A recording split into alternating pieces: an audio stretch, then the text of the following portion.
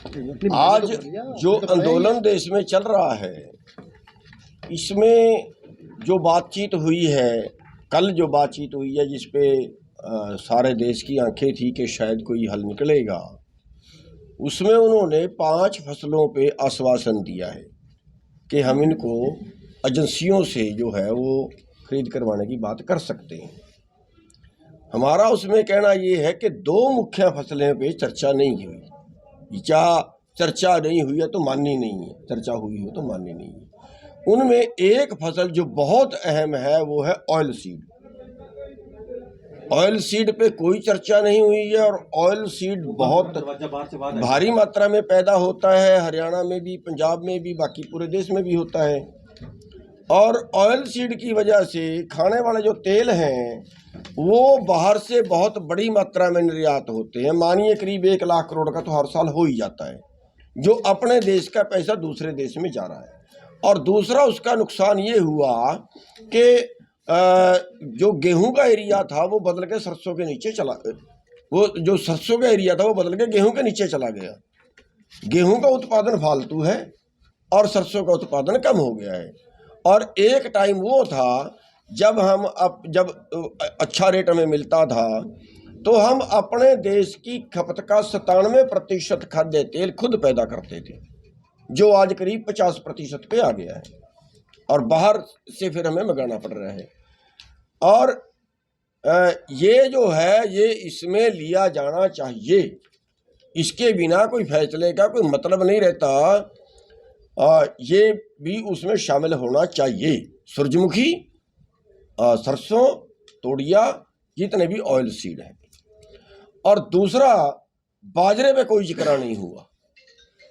बाजरा बहुत भारी मात्रा में यहाँ पे होता है, बाजरे का कोई जिक्र नहीं किया।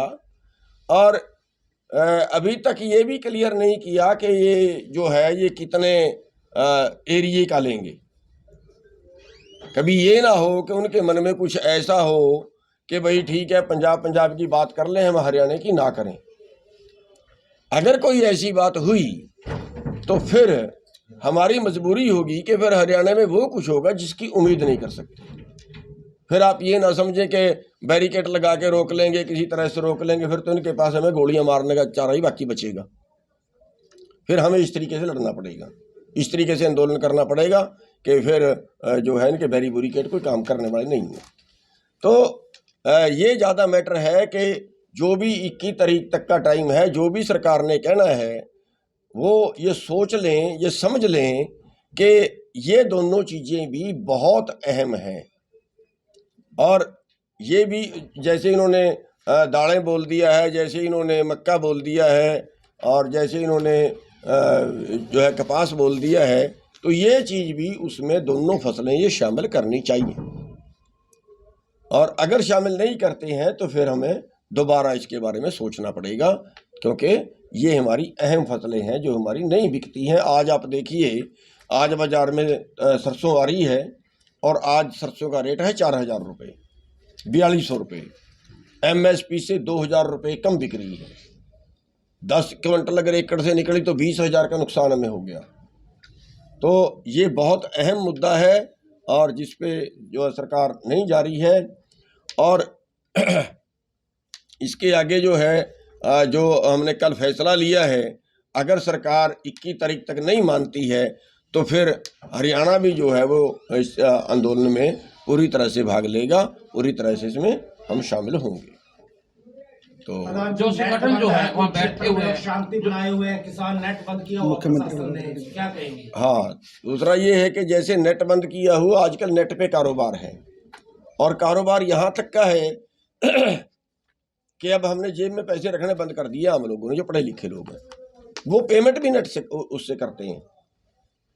और यहाँ तक हो रहा है कि जो बाहर के ट्रक हैं दूसरे स्टेटों के आए हुए, और बहुत से कई 100 ट्रक एक जगह पे खड़ा है, उन बेचारे में पैसे मुक गए हैं, खत्म हो गया, नेट चल नहीं रहा, वो मंगा भी नहीं सकते, वो पेमेंट भी नहीं किसी तरह से कर सकते। पूरा कारोबार नेट पे है, पढ़ाई नेट पे है। और मतलब ये नेट जो है वो तुरंत चालू कर देना चाहिए।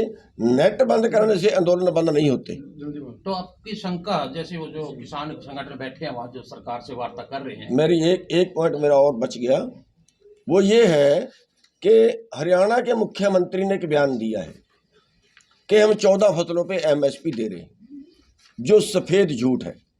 जो मैं आपके सामने उदाहरण बता रहा हूँ कि आज हमारी सरसों 4000 में बिक रही है। भावांतर के तहत जिन फसलों को लाया गया, बाजरा है 300 रुपये कम बिका है। आपके आंदोलन किया, सूरजमुखी का भी इन्होंने भावांतर में ले आए और उसका 500 रुपये से 700 रुपये तक एमएसपी से कम मिला है। दालें कोई एमएसपी पे नहीं खरीदी जाती हैं। तो ये जो मुख्यमंत्री जी कह रहे हैं, गुमराह करने वाला बयान दे रहे हैं कि हरियाणा के अंदर हम 14 फसलें खरीद रहे हैं, तो हम जो है इसके लिए चिट्ठी भी सरकार को लिख रहे हैं, सरकार से जवाब भी मांग रहे हैं कि सरकार बताए कि कौन कौन सी फसलों को एमएसपी पे खरीद रहे हैं। जिन 23 फसलों का एमएसपी तय होता है उनमें से वो 14 खरीद रहे हैं, ऐसा उनका बयान था।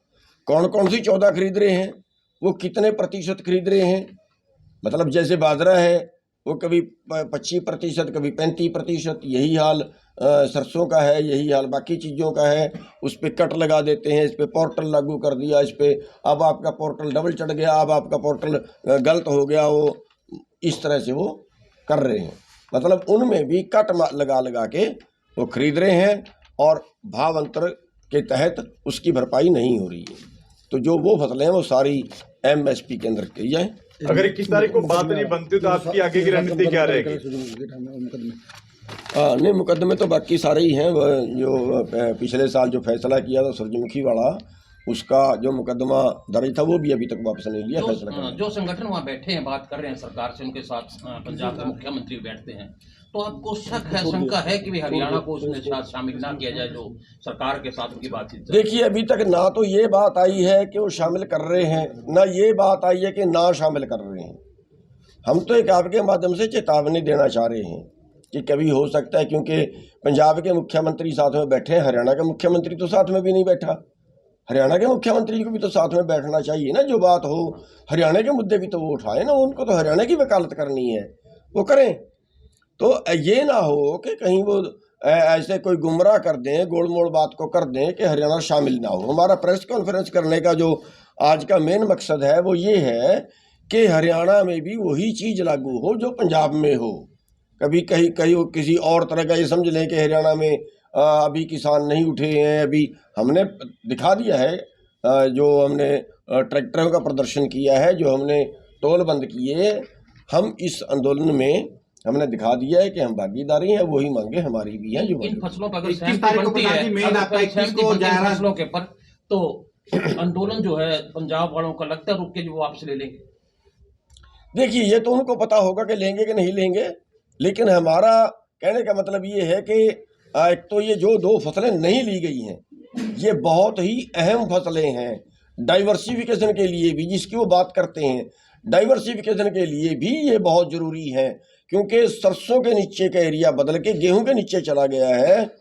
गेहूं में 6 पानी लगते हैं, 5 पानी लगते हैं, सरसों में 2 पानी लगते हैं। 2 भी ना लगाओ तो भी चल जाता है। सरसों में तो ज़्यादा पानी फुहारे से देते हैं, वो तो उसमें बहुत कम पानी की लगता है। डाइवर्सिफिकेशन होगा और उसमें सरकार को आसान भी होगा। और दूसरा ये चीज़ है कि अगर ये आयात करना बंद कर दें, खाद्य तेलों का आयात बंद कर दें। आप देखो 2 साल पहले सरसों का 6500 से 7000 के बीच बिकी है, एमएसपी से 1000 रुपये ज़्यादा, और आज एमएसपी से 2000 रुपये कम, इसलिए कि अब उन्होंने बाहर से मंगा लिया खाने वाला तेल। उतना ही बाहर से आयात करना चाहिए जिसकी ज़रूरत हो, जो देश में कम हो। देश के उत्पाद को सस्ता करने के लिए बाहर से नहीं मंगाना चाहिए।